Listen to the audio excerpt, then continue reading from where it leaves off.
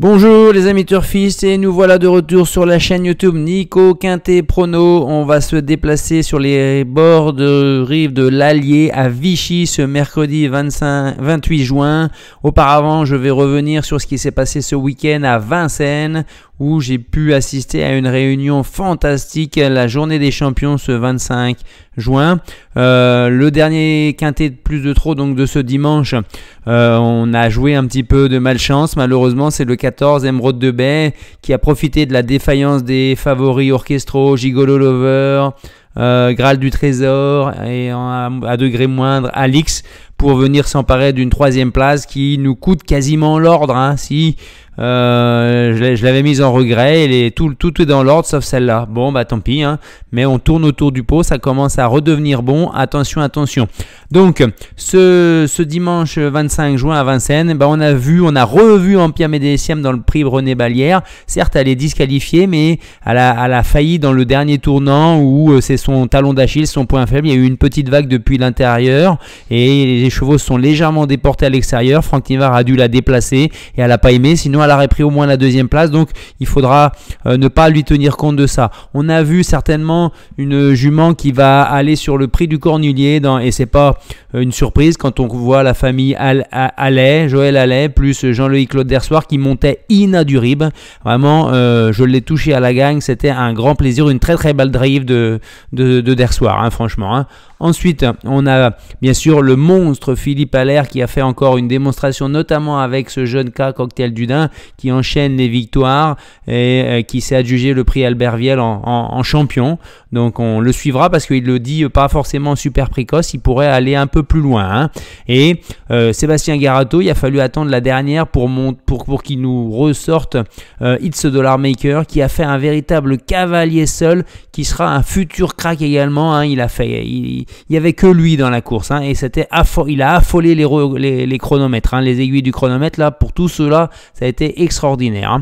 Ensuite, Iroise de Lanoé qui s'essayait pour la première fois au monté dans le prix du président de la République et il ne faut pas lui dire compte de cette disqualification. Elle n'est pas prête encore à aller au monté. Thomas Lévesque va la remettre à l'attelé et elle sera compétitive pour le critérium des 5 ans en septembre. Attention à elle, première chance. Et enfin, on a vu le clan JMB qui nous a fait une démonstration avec Jasper Descharmes et surtout avec Joshua Tree qui est un crack. Il n'a jamais touché un cheval comme ça et il dit que par rapport au Kerberry, c'est encore plus facile. Il n'y a rien à faire avec lui. Soit la course va lentement et il accélère à la fin sans aucun problème, soit il faut allonger plus tôt et il n'y a plus qu'à appuyer sur les boutons entre guillemets. JMB est dithyrambique d'éloges sur ce cheval Joshua Tree. À la fin, pour les plus patients, vous aurez une vidéo du René Ballière vue du bord de la piste. En tout cas, à Vichy, nous, ce mercredi, la confiance allait de 2 sur 5, mais j'ai eu du mal à faire mon choix parce que j'ai été complètement tiraillé entre le premier échelon et le deuxième échelon. On va avoir donc des chevaux qui n'ont pas gagné 235 000 euros avec 125 000 euros à partir desquels il y a un recul de 25 mètres. On est sur un parcours corde à droite de longue haleine, attention, une ligne droite qui permet certes à tout le monde de s'exprimer, mais on a des chevaux devant qui vont peut-être mener la vie dure, même si on a un Cador derrière, un cheval de train, un gros moteur hold-up du Dijon. Voilà, j'ai fait un choix, je vais vous expliquer pourquoi. Donc j'élimine le 7 Falco de Nouville. Ensuite, les probabilités d'arrivée du Quintet Plus dans le désordre, on est dans des chose assez classique, on va dire, avec des favoris. Le premier favori, Moko Gilbo, qui a une grosse réussite par rapport au deuxième favori. Les deux premiers favoris de la presse sont pas forcément énormément là. Soit ils sont dans le tiercé, soit ils sont nulle part. Et on a un cheval, au moins un cheval plus de 7e favori dans 3 quintets sur 4. Donc il va falloir aller chercher ici. Sachant que 7, 8, je pense que ça ne devrait pas faire l'arrivée. Il faut taper ici 2, 6, 10, 12. À vous de les trouver. Pour ma part, je suis parti en base gagnante avec le 5, Imoko Giblo de Sébastien Bourlier, avec un jeune driver qui va courir son premier quintet plus. Alors, certes, ses derniers parcours, c'est 7e distancé, mais il faut savoir que Corde à gauche, il est assez fautif par rapport à corde à droite où il est à 72% de réussite. Et c'est un cheval quand même qui a été capable de trotter sur la grande piste à Vincennes en 1,12,7. Hein. Là, ça ne peut pas revenir de derrière. Hein. Et c'est un cheval qui va aller devant. Et qui même me suivent. S'il fait pas la faute, personne ne le rattrapera d'ici le poteau, hein, je pense. Hein. Mais la confiance n'est pas énorme non plus. Hein. C'est aller à moitié, hein, 2,5, 3 sur 5 maxi. Hein. Ensuite, le 4 Into the Mystic, on va jouer à Brivard. Hein. Mathieu Abrivard, il est chez lui à Vichy.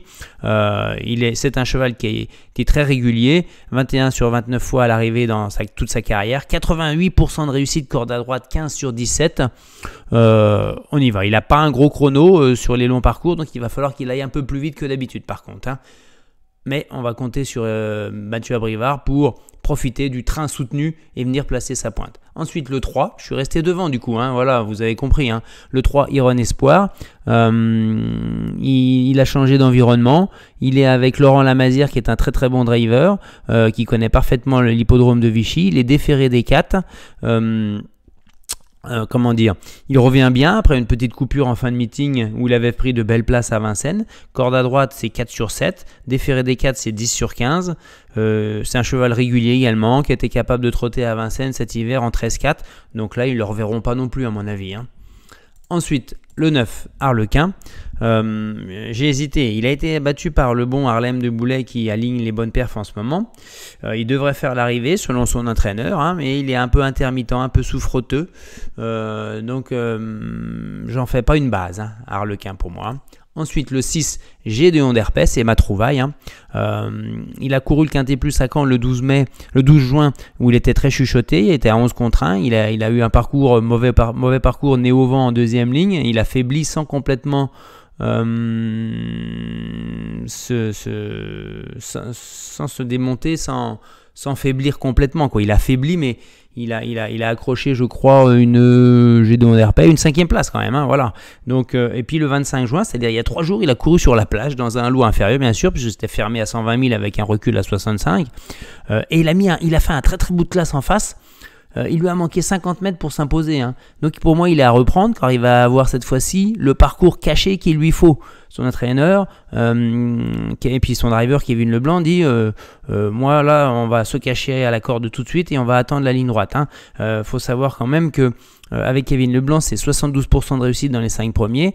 Corde à droite, c'est 67% de réussite et ça monte à 70% si en plus il est déféré des 4. Ce qui sera le cas et ce qui n'est pas souvent le cas non plus. Donc on y va.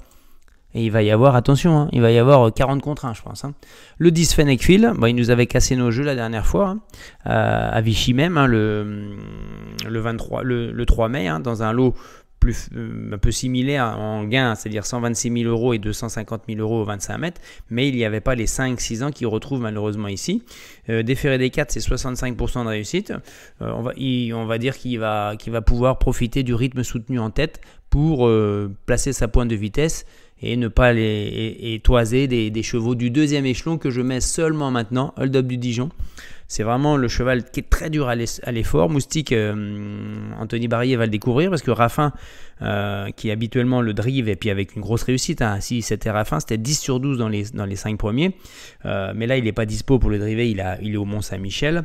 Raffin le met en tête dans son prono. Hein. Il a un record à Vincennes en 1,12,8, ça ne suffira pas pour revenir gagner. C'est pour ça que je le mets plus bas.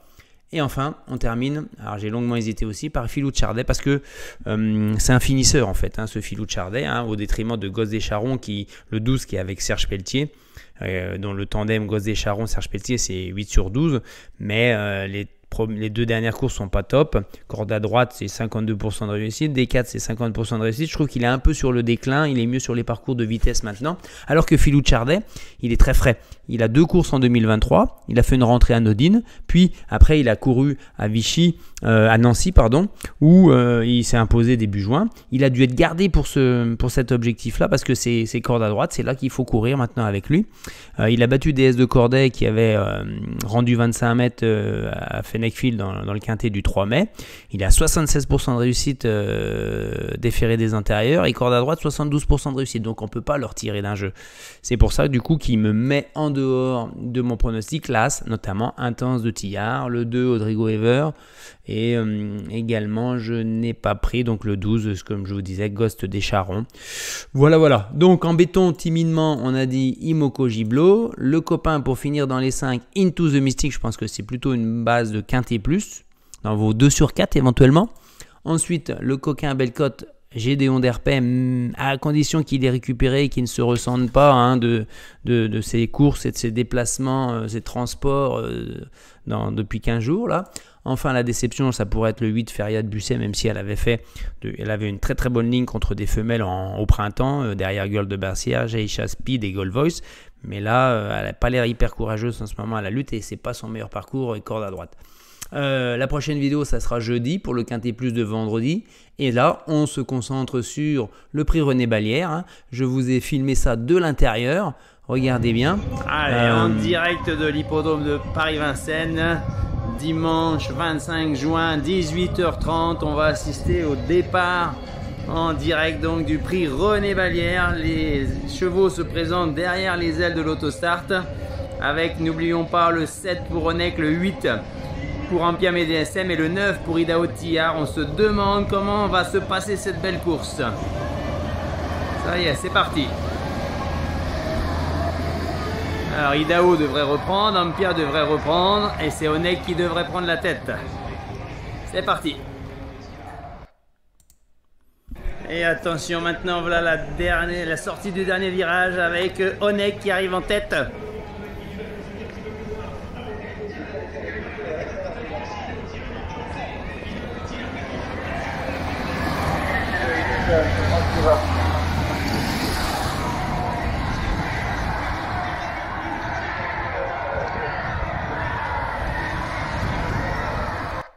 Franchement, c'était un vrai privilège que de pouvoir voir les courses dans ces conditions-là. J'ai même eu la chance de pouvoir faire la première course dans le minibus suiveur qu'on voit derrière la voiture des Jeux Allure et on voit les courses vraiment de l'intérieur. Allez les amis, bye bye, à très bientôt et bonne chance.